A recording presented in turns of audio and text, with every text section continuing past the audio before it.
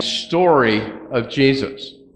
And they tell us about his miracles, about his life, about his traveling around, teaching, and bring us through to his death and his resurrection.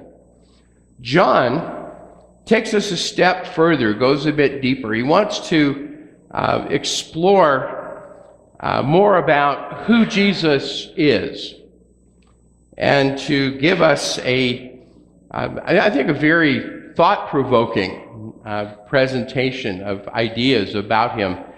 Jesus claims.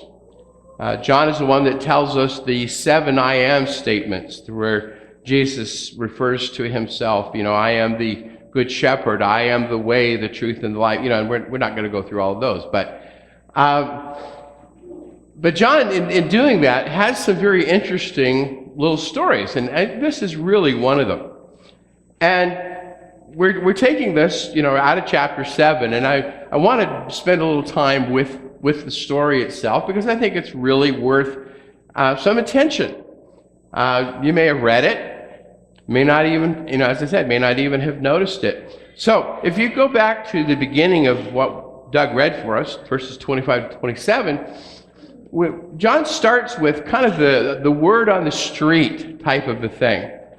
What the crowds are thinking and saying as Jesus is around and teaching and interacting with not only the crowds but with the leadership. And it's apparently fairly well known that the Jewish leadership is trying to find ways to get rid of Jesus and trying to silence him.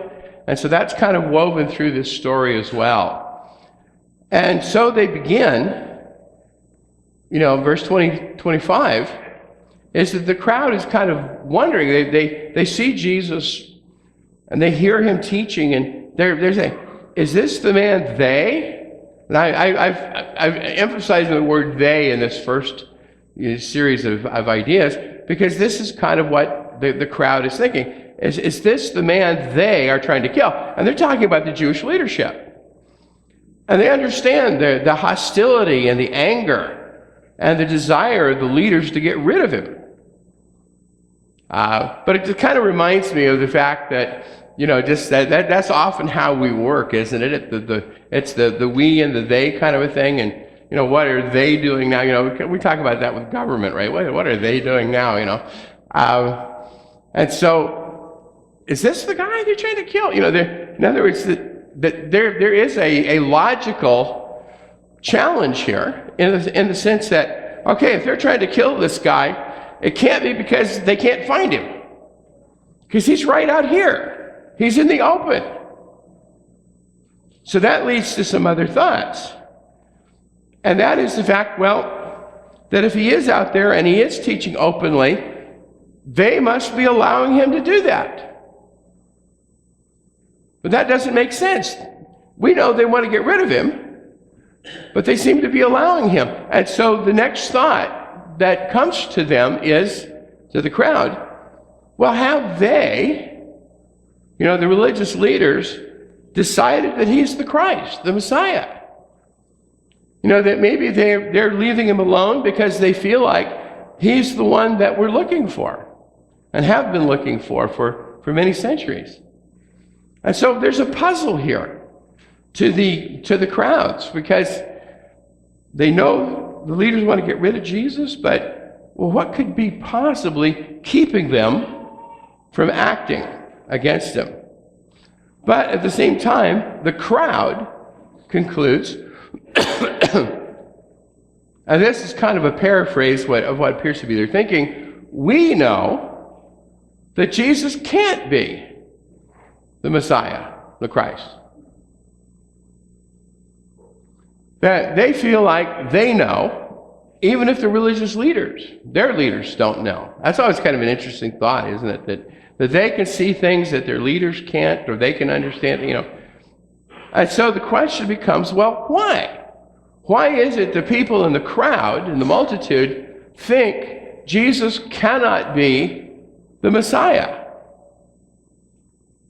And this is really interesting. They're not objecting to his teaching. In fact, many are following because of what he has been saying. They're curious. They want to hear more. They're not rejecting him because of his miracles. So how can they say they know Jesus can't be the Messiah? Because of where he's from. You know, it's kind of interesting because, you know, we find these different things through the story of Jesus. You know, there's at one point, one of his future, what will be his future disciples, says, "Can any good thing come out of Nazareth?" You know, and if you want to think about it, I mean, we kind of have similar thinking. You know, we think of some communities as being so small and so rural and so backwoods and so unimportant that there's really nothing that can come out of them. And hopefully we've come to learn by this point in history, it doesn't matter where somebody's from. But they're thinking, okay, we know he's from Nazareth. And so that solves the problem. If we know that Jesus is from Nazareth, we know that no one will know where the Messiah will come from.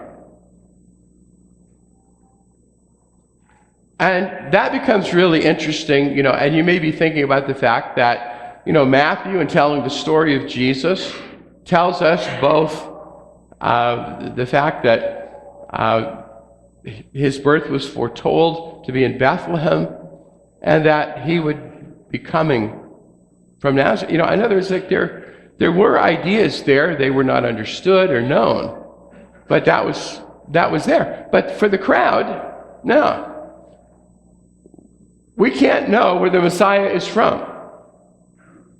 So what are they thinking? Are they thinking that God is just going to suddenly plop down the Messiah with no background, no history, no family? You know, it's kind of like not really a logical thing that they're thinking, but they think, you know, and sometimes when you're talking with people, and we may do it ourselves, that we rely on a minimum of evidence or a lack of evidence, but form a conclusion based on that lack of evidence. We have an opinion, and it's got to be true.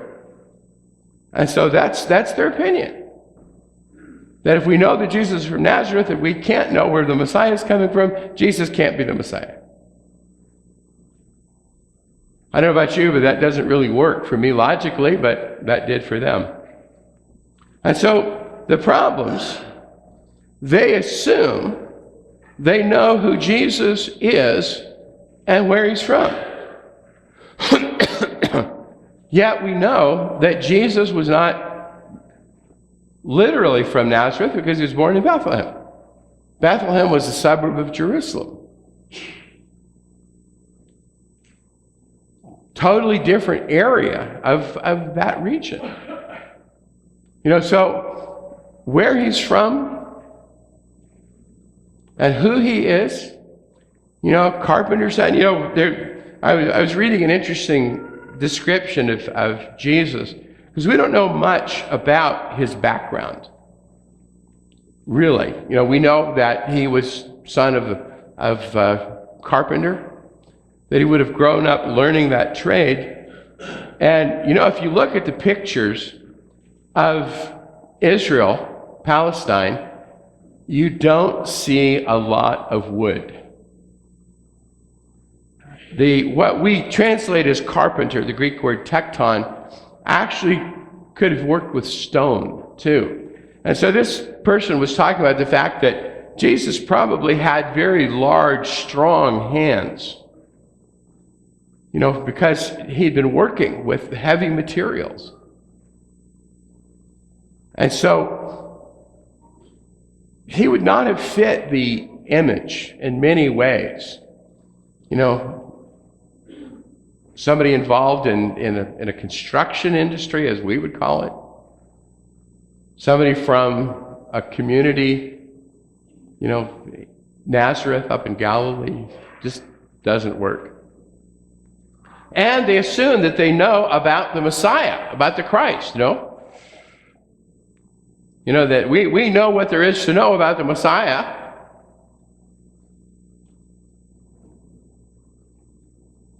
This may be a good point or time to make the point that assuming is not knowing.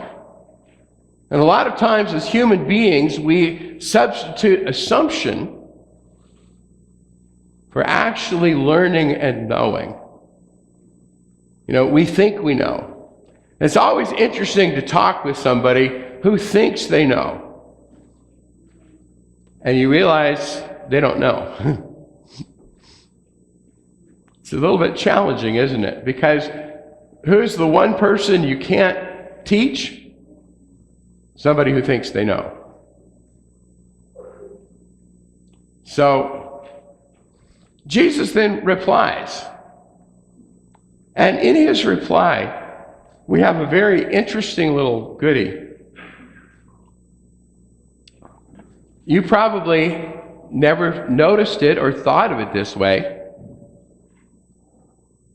But Jesus actually, and different people will refer to this as either irony or sarcasm.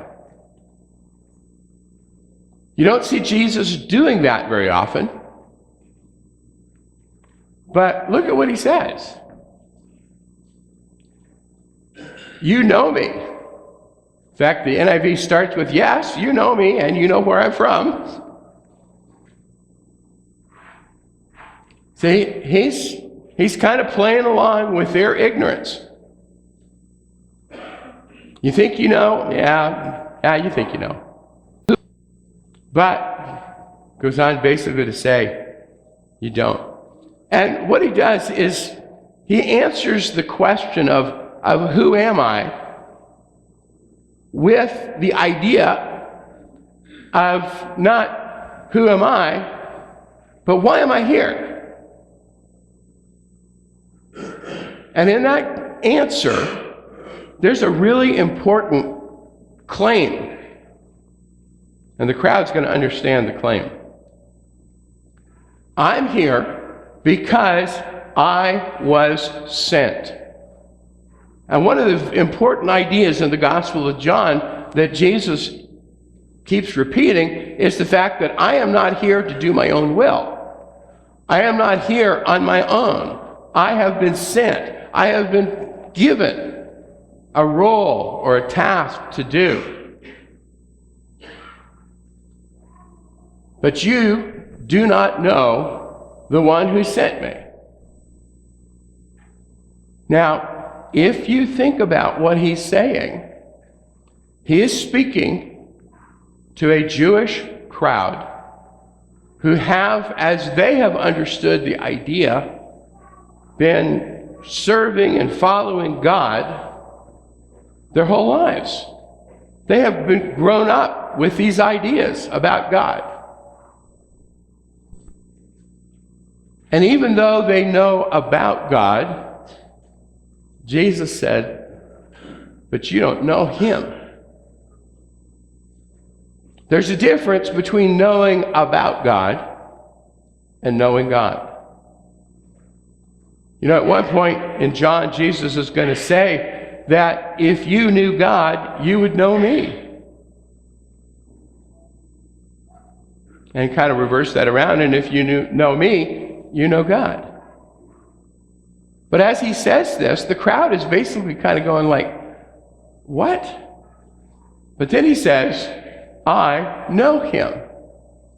As Jesus goes through, and as John records these different statements, Jesus refers to a very personal, intimate relationship that he has with the Father, that the other people around him, even though they profess to, quote, know God, do not have.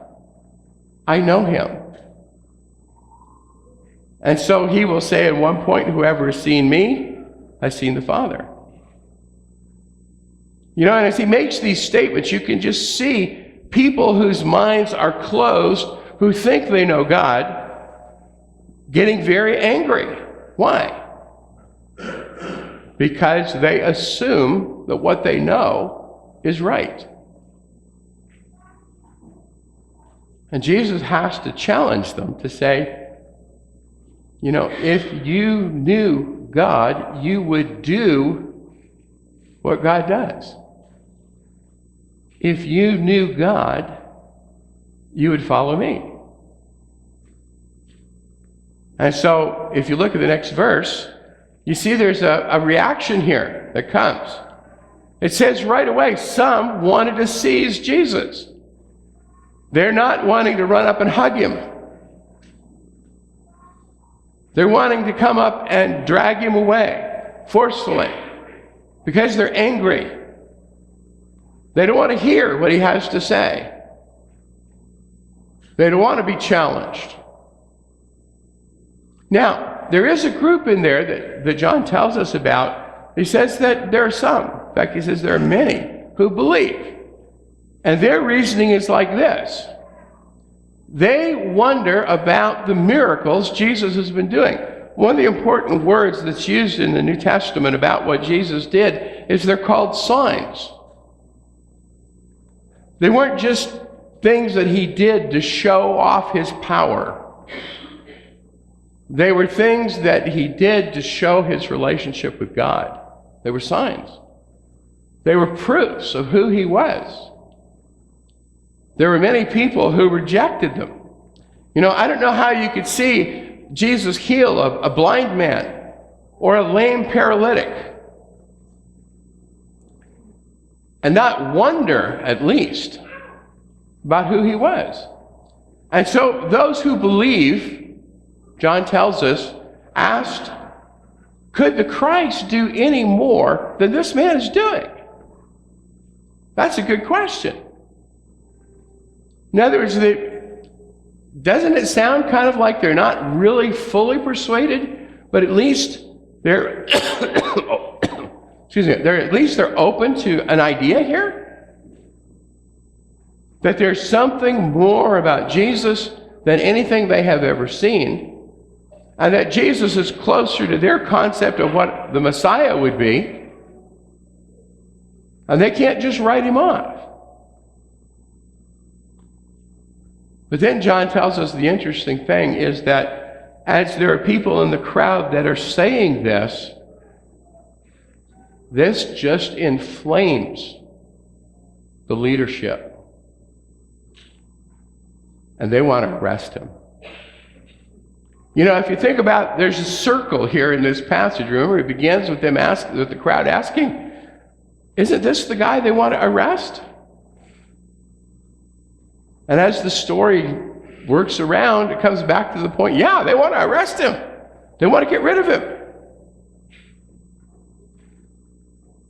Because he doesn't line up with what they want and what they expect and with what they think they know. You know, it makes the important point that, you know, many people assumed they knew Jesus, where he's from, who he was, what he, you know, all of that. In other words, they knew about him, but even what they knew about him was incomplete. So who he was, where he's from, what he was, and what, you know, they had this all made up in their mind. You know, and we know from, you know, talking with people in our culture, in our day, you know, it's always an interesting conversation. You know, people say, you believe in Jesus, don't you? You're a Christian. Sometimes the way they say it is almost like, you know, saying, you've got leprosy. But there's something wrong with, you know. Many people have it kind of made up in their thinking that they just can't see themselves believing in Jesus, but part of it is because they don't know the Jesus that they don't believe in. They don't know really what it is. It's what they assume and what they think they know. And so the minds are not open to see or to hear. You know, people could see the miracles and not. And so they were willing to reject without really examining their thinking. You know, and so I just want to raise the question or the thought, you know, in terms of as we think about this story, you know, the question becomes, well, how do we respond? And, you know, I think it has to begin with really looking at that basic idea that they were dealing with back then about Jesus. They saw him, they heard him, they saw his miracles. You know, I sometimes hear people say today, it would be so easy to believe in Jesus if I lived back then. Wouldn't be any different. Probably would be harder. Why? Because people who saw him and heard him and saw his miracles still didn't believe. Why? Because their minds were caught up in what they thought they knew, what they assumed, rather than really knowing Jesus. You know, if you think about it, as Jesus went through his earthly ministry of about 3.5 years, he worked with a group of 12 people. We know them as apostles. There were others as well. But the apostles were kind of the focal group. And in 3.5 years, you know, as we follow that story, that after 3.5 years, they still didn't have everything worked out, did they? They didn't really know Jesus. So it's not a simple or an easy thing to do, but it's got to be something that we want. That we want to know Jesus. Not just knowing about him. You know, there are many of us that could recite all the factual information about him. But what about knowing Jesus in a very personal, intimate, relational sense? And you look at how people responded then is the same way they respond. For a lot of people, apathy and disinterest. Apathy literally means without feeling. You know, that people hear something about Jesus and they just dismiss it, you know, like so many people did back then.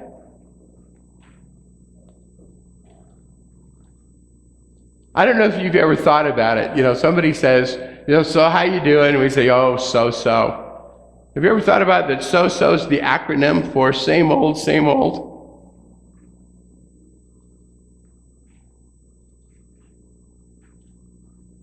Some people look at Jesus with admiration and respect. They see him as a great man. But it's more like they're content to know about him than to know him. There's a book that's been out for a couple of years, and the author's name just slipped my mind, but I think it's really an interesting point that he's making.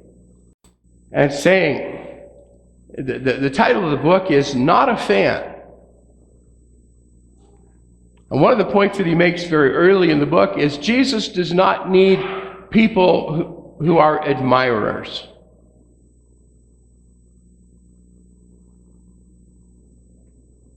He doesn't need fans. He wants disciples, followers, people who will make a commitment to him as Lord, as Master, as Sovereign, and who will follow him in their lives. See, the idea is really knowing him in a way that his life becomes our life. His thinking becomes our thinking. His attitudes become our attitudes.